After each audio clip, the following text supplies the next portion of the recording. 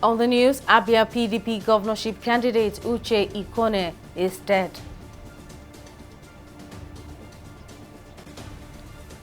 President Buhari chairs committee to end fuel scarcity in the country. And Senate transmits 35 of the 44 Constitution Amendment bills to President Buhari. Many thanks for joining us on News Now at this hour. I am Simisola Adigun. The governorship candidate of the People's Democratic Party in Abia State, Uchenna Ikone, has died. His death was announced in a statement on Wednesday by his son, Uche Ikone Chikezie. He said his father died on Wednesday morning at the National Hospital, Abuja, after a brief illness. The Abia State Governor Okeze Ikweazu, in a statement, commiserated with the family of the deceased and directed that all flags in the state be lowered. For more insights into the development, Liberos Oshoma, legal expert and political commentator, joins me now. As always, Liberos, thank you for joining us. Now, what impact will the death of the PDP candidate have on the governorship race in Abia State? I thank you. I think before now, a lot of people also had, there's been rumors that the PDP governorship candidate is not healthy. He's been lying critically ill in the hospital, and all of that. So I think this will bring an end to the rumors, that said. But constitutionally speaking, there's majorly no serious impact because, a lot of people also have expected that what played out in Kogi will play out here, but Section 33 of the Electoral Act has taken care of that lacuna. And if you permit me to quickly read the provision so that for the benefit of our viewers, Section 33 of the Electoral Act, a political party shall not be allowed to change or substitute a candidate whose name has been submitted under Section 29 of this Act, except in the case of death or withdrawal by the candidate, provided that in the case of such withdrawal or death of a candidate, political party affected shall within 14 days of the occurrence of the event hold a fresh primary election to produce and substitute the candidates to the commission for the election concerned. So in this case, the political party, that's the PDP in this case, has 14 days within which to inform INEC and then conduct a fresh primary.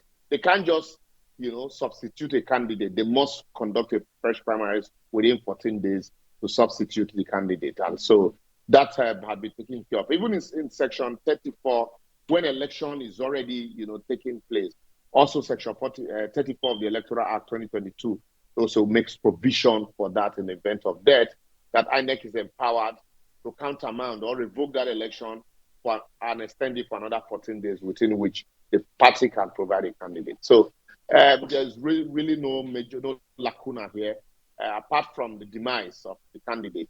If the party is able to put his house together within 14 days, then they are fit and strong and back in the race. The candidate polled 468 votes in the Abia governorship primary held in May 2022 to defeat 5 other contestants in line with the Electoral Act. Now, how will this pan out? Yeah, and like I said, it's simple. Just conduct another primaries within 14 days. So you can't say the law did not make provision for the first runner-up to inherit, in the event of death. The law simply says in the event of death or withdrawal, the party has 14 days within which to conduct another primaries. So that primaries that had been conducted died with the demise of Professor Uche Ikone. And so another primaries will be conducted to nominate another candidate that will, now take over that baton. So all those votes that have been cast, in that primaries had been gone and done with. So there must be another primaries. That's the provision of the law. That's Section 33 of the Electoral Act, and it's very clear. Liberos Oshoma, legal expert and political commentator, thank you very much for your time and your contribution. President Muhammadu Buhari has approved the constitution of a 14-member steering committee to address the supply and distribution of petroleum products across the country. The steering committee will be chaired by the President, with the Minister of State for Petroleum Resources, Timothy Silva, acting as the alternate chairman. In a statement issued on Tuesday, Silva's senior advisor on media and communication, Horatius Egwa, said the committee would, among other things, ensure transparent and efficient supply and distribution of petroleum products across the country. Other terms of reference are to ensure national strategic stock management, visibility on the NNPC Limited Refineries Rehabilitation Program, and to ensure tracking of petroleum products, especially PMS, to ascertain daily national consumption and eliminate smuggling. In a related development, the House of Representatives has urged the Nigerian National Petroleum Corporation Limited, as the sole importer of petrol, to urgently ease off queues in filling stations. These resolutions were reached following a motion of urgent public importance by member House of Reps Leke Abejide, drawing attention to the lingering fuel crisis across the country. The Green Chamber mandated the relevant House committees to investigate the matter within 48 hours and deliver a report on the situation, while the regulatory authority is to meet with the leadership of the House. Nigerians are exposed to all sorts of hardship, which has resulted in hike in transportation, fares, and high costs of some major food items. Also worried that as a result of the petroleum scarcity, Nigerians are not finding it easy in their day-to-day livelihood activities. The House resolved to, 1, urge the NNPC Limited as a sole importer to urgently ease off these queues in filling stations. 2, also urge the relevant security agencies to fish out those oil marketers and other economic saboteurs that may be responsible for fuel scarcity across the country. 3, mandate the relevant House committees to investigate the matters within 48 hours and report to the House. Well, to speak on these various developments, oil and gas expert Bala Zaka joins me on the news. Now, Zaka, fuel scarcity has worsened across Nigeria, resulting in long queues in stations across the country. And there's also a problem with price control, with some filling stations selling higher than others. Now, where would you say the fault is from? Thank you for that excellent question. The good thing about what is happening now is that it is now very, very clear that as Nigerians or as economic leaders of Nigeria, they have run out of options. I don't want to say they have run out of lies. They've run out of options and excuses that they were going to give Nigerians. Remember, there was a time when they said the scarcity was due to recession. Then they said it was due to smuggling. Then they said it was due to Russia-Ukraine war. Then they said it was due to coronavirus. Late last year in December, they said it was due to a kind of construction activity going on around Apapa Axis. And as at that time, they said we had about close to 2 billion liters of PMS to distribute to Nigerians. But it is now clear that we have run out of options or out of excuses. It's not due to even smuggling. And it's a pity. But I'm just happy that Mr. President has constituted a committee to look into the issues of supplies. I'm happy that has been done because it's better that it is coming late than even not having a committee at all. But even the question we are going to ask, which is very simple and straightforward, is this. By the time the committee comes up now and ensures there is supplies and they supply what they have in their stock, where will the next stock of refined petroleum products or petrol come from? Are we saying it will still come from imports? And if it will still come from imports, then Nigeria is still not out of the calamity of refined petroleum product situation. And the question is always very simple. My confusion is always straightforward. How can a country of 200 million citizens continue to insist on a deregulation model that will be based on imports? How can a country that has 200 million citizens with strategic industrial sectors, strategic commercial sectors, and strategic domestic sectors be relying on less than 10,000 megawatts of electricity? Now that brings me to my next question. Now, despite the federal government saying that it has sufficient stock of petroleum products for distribution across the country, there seems to be no end to the crisis. Now, do you think this committee set up by the president will be able to solve the problem? Will achieve now is probably some decency in the supply. But I can tell you, it is very clear that there was no stock. Because as of December, we were told that there was enough stock. If the only delay or the only hitch was because there was a kind of construction activity going on around Apapa axis. Those were the excuses we were giving. But it is very clear that, continuous insistence on imports is what will kill our economy. It will destroy the forest. Everything about foreign exchange has been eroded. It is also very clear that we cannot cope with that. How can a country of 200 million citizens that does not have electricity and is relying on petrol, diesel, kerosene, and aviation fuel to rely on imports? There is no way the country will keep surviving. And these are the effects we are seeing clearly. Internal domestication is the only way forward. Just the way we are insisting that come 2023, no Jupiter will stop Nigeria from having elections. Why can't we also insist that same way that no Jupiter will stop Nigerians from having state-owned refineries? And internal domestication of everything about the downstream sector of the Nigerian oil and gas industry. Well, I'm afraid that's all we can take. Balasaka, oil and gas experts, many thanks for your time and contribution. Moving on, the federal government has said it will no longer tolerate strikes and riots in the aviation sector. This comes after flights were disrupted on Monday at the Murtala Mohammed International Airport, Lagos, due to a strike action by staff members of the Nigerian Aviation Handling Company PLC NACO over salary increments. The strike was later suspended after the management of NACO said it had commenced negotiations with its workers.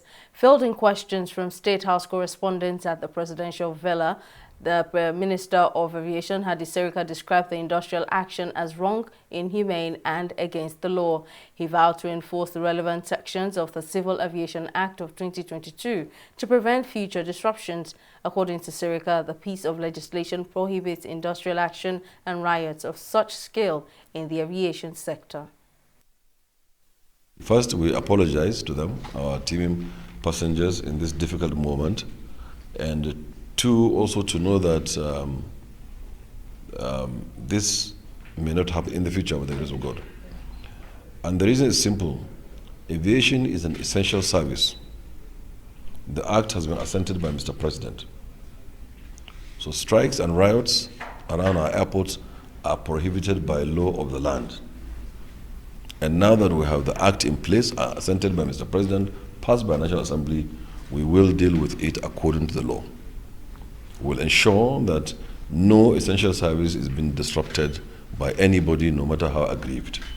There are other channels of channeling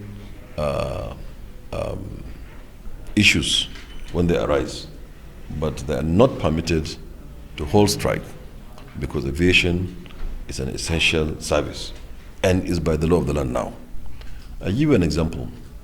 There was an air return, there is a return by one of the airlines back to base because they couldn't land. Imagine if there's a patient in that aircraft. Imagine somebody tending to a very serious issue or matter at hand, or business, or a student trying to catch up with an exam, or something like that, of that kind of nature. And then because of some body who's aggrieved, some other person will die. Government will no longer allow that.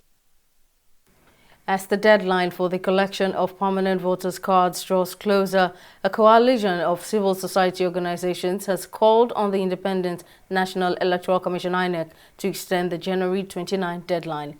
Speaking at a press conference in Lagos on Wednesday, the deputy chairman of the Joint Action Front, Achike Chude, explained that due to INEC's inadequate capacity to match citizens' demand for PVCs, more than 3.5 million Nigerian youths are at risk of being disenfranchised. As a solution, the group has urged the chairman of the electoral umpire, Mahmood Yakubu, to, as a matter of urgency, address these issues so as to guarantee a free, fair and credible election. INEC has not been able to match the demand for PVCs with timely and effective supply. It is imperative that it extends the deadline. It will be most unfair and unjust and inequitable to expect that those citizens who have made several trips to PVC collection centers without getting their PVCs, and those whose PVCs have only just been made available this week, would forgo their rights to their PVCs and vote in the elections simply because, and not vote in the elections simply because they were unable to receive their PVCs before the current deadline. That there is a need to audit the PVCs that have been sent to places like that, especially in Lagos State. So that if you have sent 1 million PVCs and only 700 persons have collected, you want to see a list of the number of PVCs and the names that have come, and then let's know what has happened to it. The INEC Lagos will have to explain why those cards are no longer available. There was a lot of mobilization to get students to register. They took this registration to the campuses just to encourage them to register. Why would we do that when we know that in the PVC distribution process we will be so rigid that these students will not be able to collect their PVC? So that we are appealing to INEC. We need to, for certain categories of people, if they are able to provide proper identification, please allow proxy collection of PVCs. We are calling on INEC, just as we have said in the press conference, to deploy more staff in those areas to ensure that those bottlenecks are removed. Because 3.5 million is a lot of number. And I'm sure that those numbers, when INEC put things in place, our citizens will be able to collect their PVCs. With just weeks to the 2023 general elections, the Nigeria Security and Civil Defense Corps (NSCDC) has declared that the protection of all critical national assets and infrastructure, as well as the provision of measures against threats and any form of attack against the citizenry, remains non-negotiable. The Commandant-General of the Corps, Ahmed Audi, gave the assurance in Abuja at a capacity-building workshop for State Commandant and the management of the NSCDC towards the 2023 elections. Speaking on the incessant attacks on INEC facilities and insecurity in Imo State, the Civil Defense boss assured that the NSCDC and other sister agencies are leaving nothing to chance in ensuring restoration of peace. On her part, the resident representative, Marija Paran, while lauding the efforts of all critical stakeholders involved in the electoral matters in Nigeria for the giant strides so far, expressed confidence that the 2023 elections would be peaceful and credible. The hoodlums and the criminals have changed pattern. What they now use is they use bread, soak it into a gasoline, light it, and then throw it into an INEC building to cause arson, But we have developed strategies to combat that by using covert operations. However, despite the recorded incidences, the Nigerian Security and Civil Defense Corps will continuously provide an enabling environment to officers and men to enhance optimal discharge of their core mandate, most especially in the protection of critical national assets and infrastructure and other emerging security threats that may arise from the elections. Every election has become stronger, and Nigeria has shown that it is a proper functioning democracy. But of course, it needs to gain strength and it needs to grow as a democracy. This has been shown, and very early on, not only this year or in the last few months, the government as well as the security agencies charged with securing the elections have understood the importance of these elections that will sure have a huge implication of in which direction the country is going to go within the next years. Now, of course, there are challenges. We are all realists and we are pragmatists. But again, Nigeria has never been as well prepared as this time ahead of the election. The Chairman, Senate Committee on Defense, Senator Aliyu Wamako, has commissioned over 2 billion naira TED Fund-sponsored projects across 4 learning institutions in Kaduna State. The projects commissioned include a CBT hall, a Faculty of Management and Military Science buildings. Commissioning the projects in the 4 institutions on behalf of President Muhammadu Buhari, Senator Wamako charged the benefiting institutions to start focusing more on research and assured of government support for the development of the nation. He reiterated that education remains an integral part of the administration's agenda. The distinguished ladies and gentlemen, education, as we all know, plays a critical role in socio-economic development of nations, and therefore, the commissioning of this project today in the Academy would in no small measure further enhance teaching and learning and improvement of academic standards of the institution. I want to reiterate that education forms an integral part of the President Muhammadu Buhari's administration agenda. Hence, the federal government will continue to provide necessary support towards making our education institutions globally competitive for economic and technological development of the country. This event marks the kickoff of a major TED Fund activity this new year, where an estimated 162 projects, iconic projects, will be commissioned in 28 states of the Federation in 54 beneficiary institutions spread across the 6 geopolitical zones of the country. The federal government of Nigeria has invested quite a lot in the manpower development of the cadets of the Nigerian Defense Academy, and by implication of the entire armed forces of Nigeria. So I want to, and at the moment as I speak, we have 9 TED Fund projects that are under construction, and this is from the merged funds from 2019 to 2022. The Senate has transmitted 35 of the 44 Constitution Amendment bills to President Muhammadu Buhari for assent. The resolution to transmit the 35 bills followed the deliberation on a motion sponsored by the Deputy Senate President Ovie Omoagege and 66 other senators. The state assemblies, however, failed to vote on the 2 bills that seek financial and legislative autonomy for local government. Ekiti's Senator Opeyemi Bamidele, who represented the report, added that 27 states have not forwarded their resolutions on the bills. 1. Direct the clerk to the National Assembly to transmit the 35 bills that have so far met the requirement of the provision of Section 9, subsection 2 of the Constitution to Mr. President and Commander-in-Chief of the Armed Forces of the Federation for assent in line with the provisions of the Act's Authentication Act.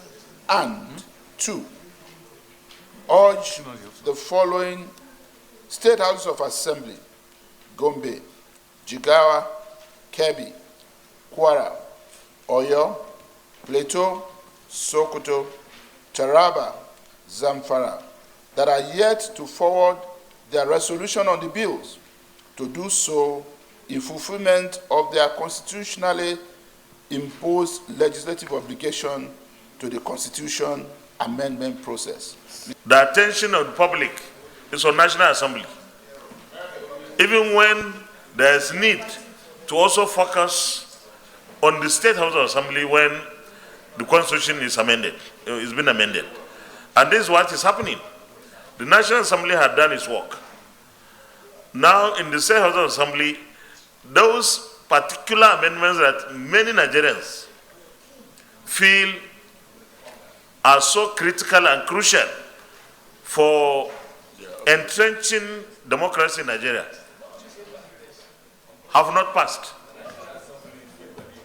So it is very important that while citizens take particular interest in what the National Assembly does, they should equally take interest in what happens in our states.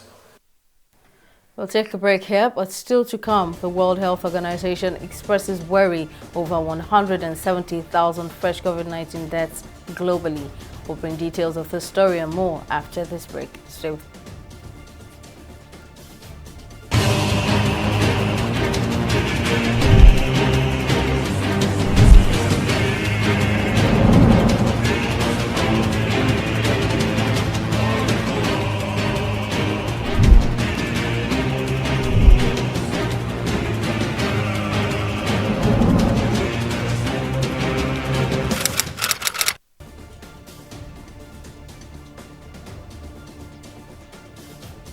Welcome back. Now here is a recap of some of our top stories tonight. President Muhammadu Buhari has approved the constitution of a 14-member steering committee to address the supply and distribution of petroleum products across the country. In a statement issued on Tuesday, Silva's senior advisor on media and communication, Horatius Egwa, said the committee would, among other things, ensure transparent and efficient supply and distribution of petroleum products across the country. We also told you that the Senate has transmitted 35 of the 44 Constitution Amendment bills to President Muhammadu Buhari for assent. The resolution to transmit the 35 bills follows the deliberation on a motion sponsored by the Deputy Senate President Ovie Omoagege and 66 other senators.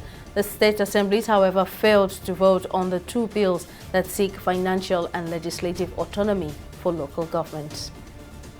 Now, in case you missed any of our news bulletins or for more updates, you can catch us on Limex World TV or log on to our website on www.tv360nigeria.com. You can also follow us on our social media platforms on Twitter, Instagram and YouTube at TV360 Nigeria. On Facebook, we're at TV360 Online.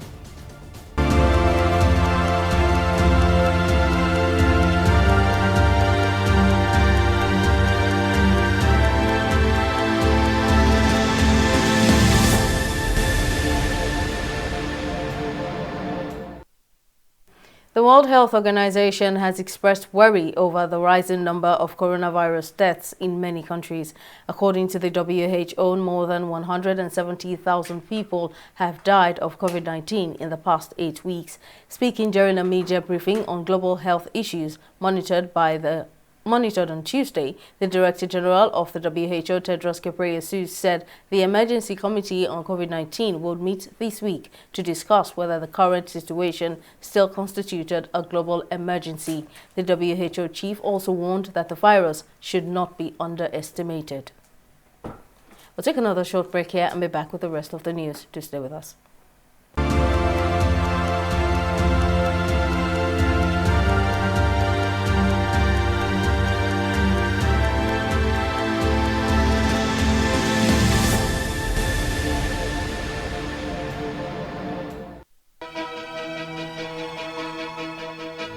Opinions are free, facts are sacred, but truth is universal.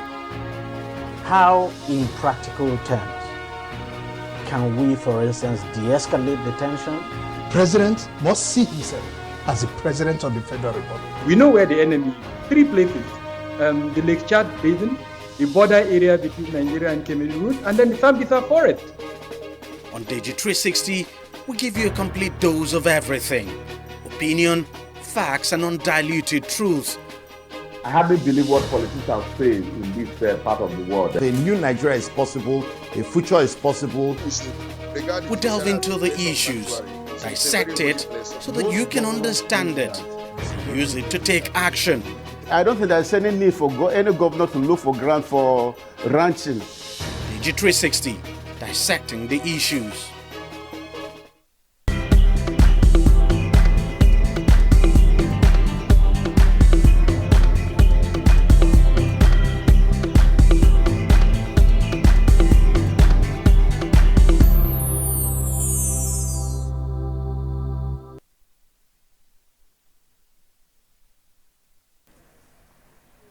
Welcome back. Folashade Ogurinde is on standby with more stories in business. Over to you now, Folashade. Well, many thanks, Sibi. And in business, reactions have continued to trail CBN's decision to raise monetary policy rate from 16.5% to 17.5% to tame inflation.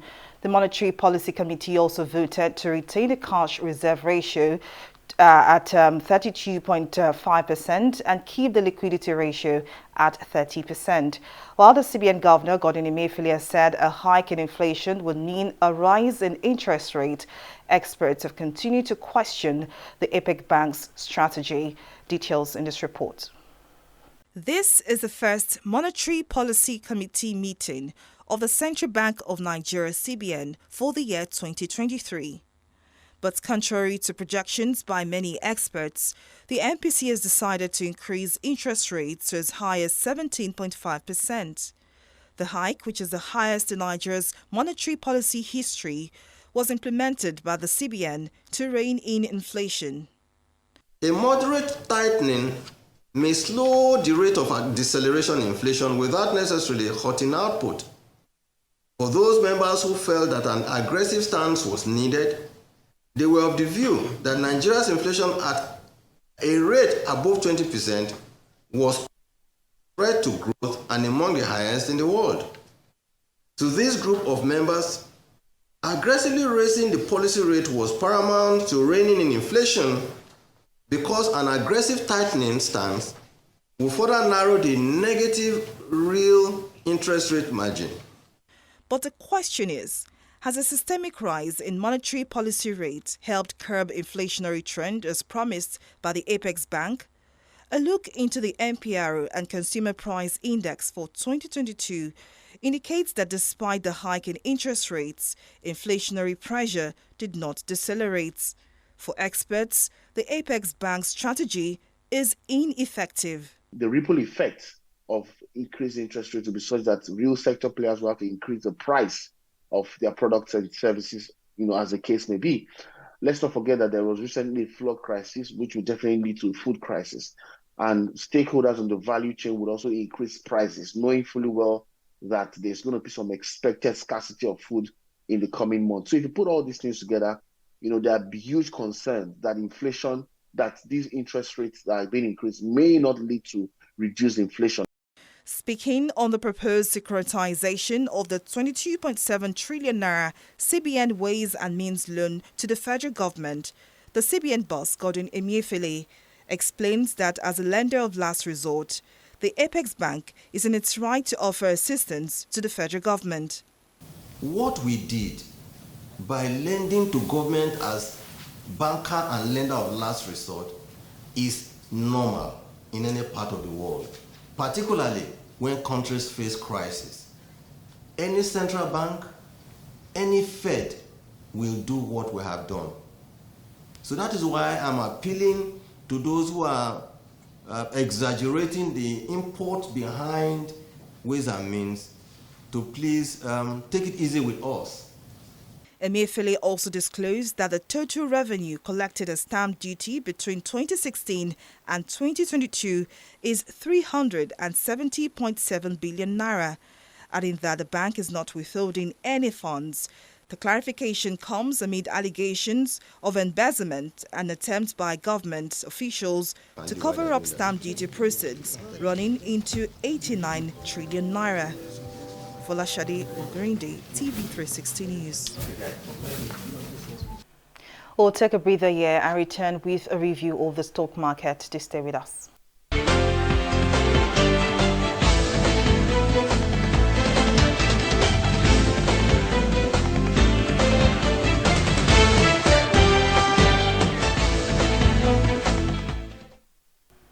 The bears had the upper hand at the end of today's trading as market sentiment turned negative All-share index closed in the reds at 0.02%, while market capitalization maintained at 28 trillion naira mark. In all, a total of 112 listed equities participated in trading, ending with 21 gainers and 16 losers. On the losing side, Thermos Wyatt Nigeria came out last with an end-of-day price appreciation of 9.66% of 1 naira 31 kobo per share, followed by Cornerstone Insurance on with a difference of just 4 kobo. Now on the flip side, RT Briscoe led the gainers with 10% share price appreciation, closing at 0 naira 33 kobo per share, followed by Triple G and Co. Now market summary says that a total of 119 million volumes of shares valued at 2.68 billion naira exchanging hands in 3,552 deals.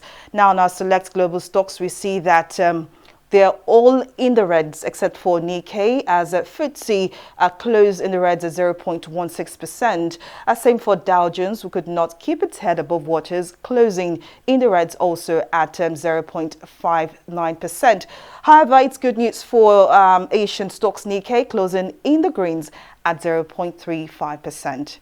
And that's it on business news and stock market review. Back to Simi for the rest of the news. Thank you very much, Folashade. And in foreign stories, Germany has agreed to allow its state-of-the-art Leopard 2 tanks to be donated to Ukraine in a marked shift from its leaders' reluctance to significantly increase military support to help the country fight Russia. Steven Hebestreit, a spokesman for German Chancellor Olaf Scholz, confirmed that Germany will send a company of 14 tanks and that Scholz announced the decision during a cabinet meeting on Wednesday morning.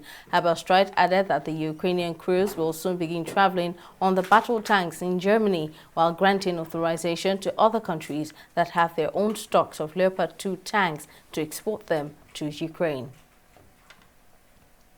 In sports, world tennis champion Novak Djokovic delivered another masterclass at the Australian Open to hit 5th seed at Andrei Rublev in straight sets and ease into the semi-finals. Djokovic eased to a 6-1, 6-2, 6-4 triumph in Melbourne, where he is bidding for a record-extending 10th crown and 22nd Grand Slam title. His quest for a record-extending 10th Australian Open title has been far from smooth, plagued by a left hamstring strain suffered en route to the title at Adelaide this month. Djokovic is set up for a last 4 meeting with American Tommy Paul. Well, that's our bulletin this evening. Many thanks for watching. I'm Simisola Adigun. Bye for now.